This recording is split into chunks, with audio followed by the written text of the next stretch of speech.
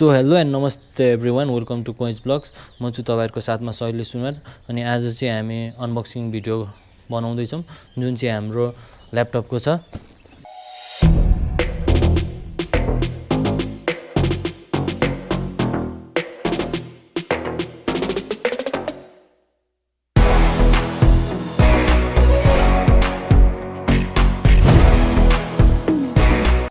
जुन चाहिँ हाम्रो एसर को नाइट्रो 5 भन्ने छ, कुन भने चाहिँ राइजेन 7 वाला अनि 5800H भन्ने छ। अब यसलाई चाहिँ हामी ढिला नगरी अनबक्सिङ गर्छौं।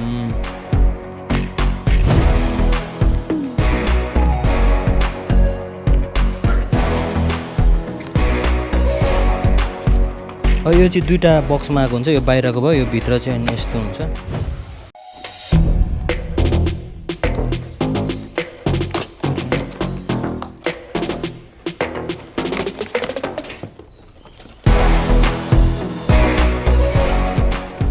अब यो भित्र चाहिँ एउटा यस्तो बक्स आउँछ। यो बक्स चाहिँ चार्जरको हो। यो भित्र हेर्नु, यो तपाईलाई चार्जर आएको हुन्छ। अनि प्लस यो भित्र चाहिँ तपाईहरुले पछि यो के रे हार्ड डिस्कहरु अपडेट गर्नु पर्यो नि, यो एउटा केबल आएको हुन्छ। अनि यो स्क्रु। अब हाम्रो ल्यापटप चाहिँ यो भित्र छ चक्क। यो अन्त गाइज प्याकिङ त यसको खतरा आएको हुन्छ गाइज, चाहिँ एकदम सेपमा। अनि यहाँ मेनुअलहरु यहाँ छ, तपाईहरुले पढ्न सक्नुहुन्छ। तर म यो पढ्दिन, पढ्न बोर लाग्छ नि त गाइज, हैन। त्यसपछि शैली यो हो नि त, माल चाहिँ यहाँनिर चक्क, हैन, खतरा सेपमा आएको हुन्छ। यो यसलाई साइडमा राखौँ अब चक्क। यसको स्पेसिफिकेसनको कुरा गर्ने भने चाहिँ यो 16GB RAM, 512GB SSD, RYZEN 7 अनि 5800H अनि RTX 3050 ग्राफिक्समा हो। यो चाहिँ यसको पोर्ट्स र बटनको कुरा गर्ने भने चाहिँ हामीलाई लेफ्ट साइडमा दिएको हुन्छ एउटा केनिङटन लक, अनि त्यसपछि एक्जस्ट भेन्ट्स।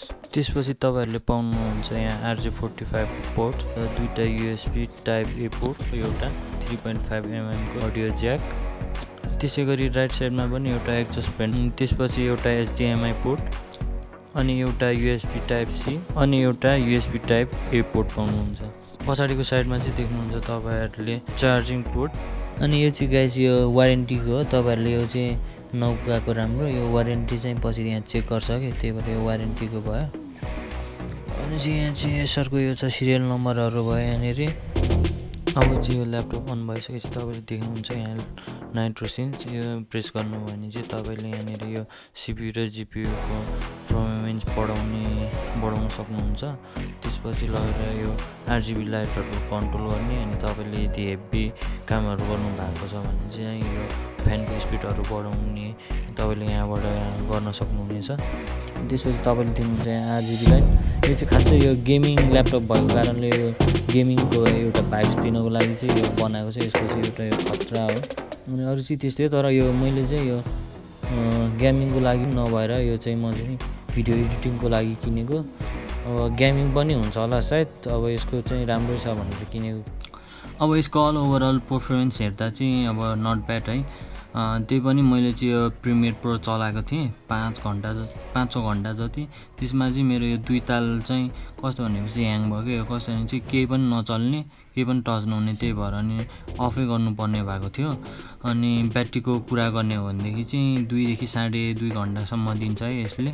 अनि खासै यो पीसीमा एडिट गरे जस्तो चाहिँ त्यस्तो मजासँगले चाहिँ हुँदैन। तर मलाई चाहिँ यो पोर्टेबल चाहिएको हुनाले चाहिँ अब मैले ल्यापटपै किनेको। ठिकै छ ओभरअल, अब ठिकै छ भनौँ।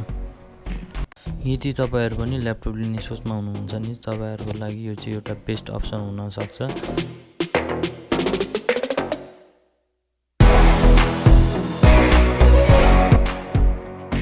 यसको चाहिँ अहिले मार्केटमा 1,40,000 को रेन्जमा छ। तपाईहरुलाई यो भन्दा 1-2 हजार तल माथि पर्न जान सक्छ।